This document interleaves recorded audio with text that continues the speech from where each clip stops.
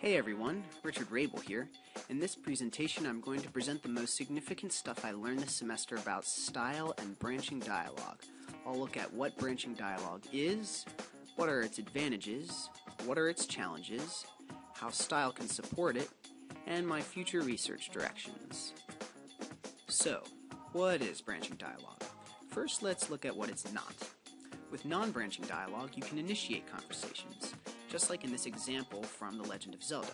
The speak buttons indicate that you can trigger conversations, but you can't really control the order or direction of them.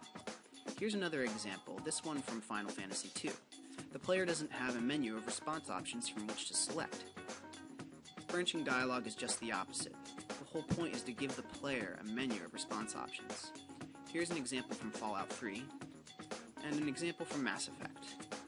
Main difference? More control to the player. But what are the advantages of more control? Well, you can affect NPC disposition, saying things that will make them like you or dislike you.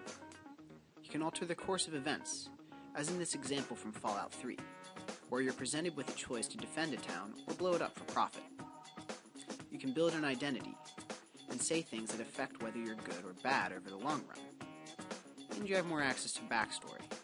You can pursue options that uncover different facets of the world in which you participate.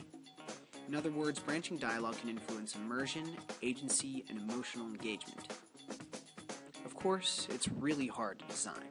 There are all sorts of technical challenges, like using complex tool sets for creating dialogue trees.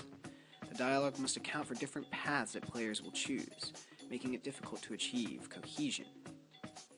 You need to manage conditions. What lines of dialogue will be triggered based on player actions.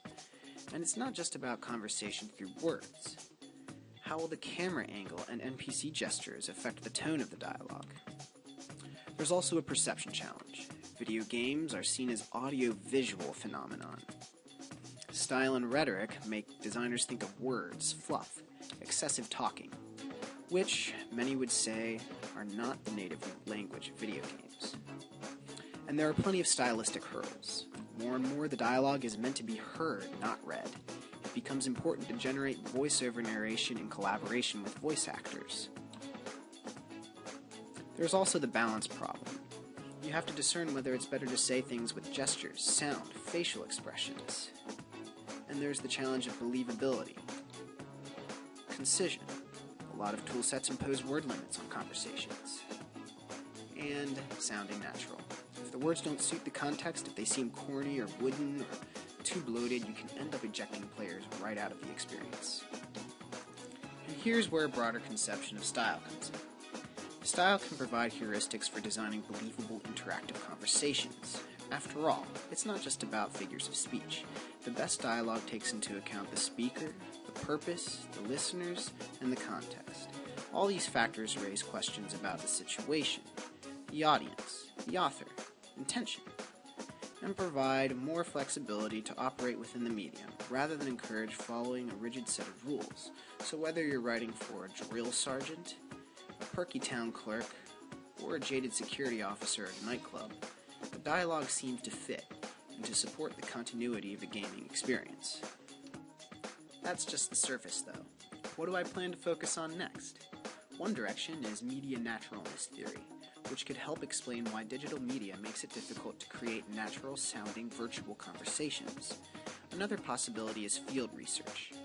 I'm interested in techniques for measuring player responses to branching dialogue. Of course, if you have any ideas or suggestions, let me know. I can't wait to keep digging.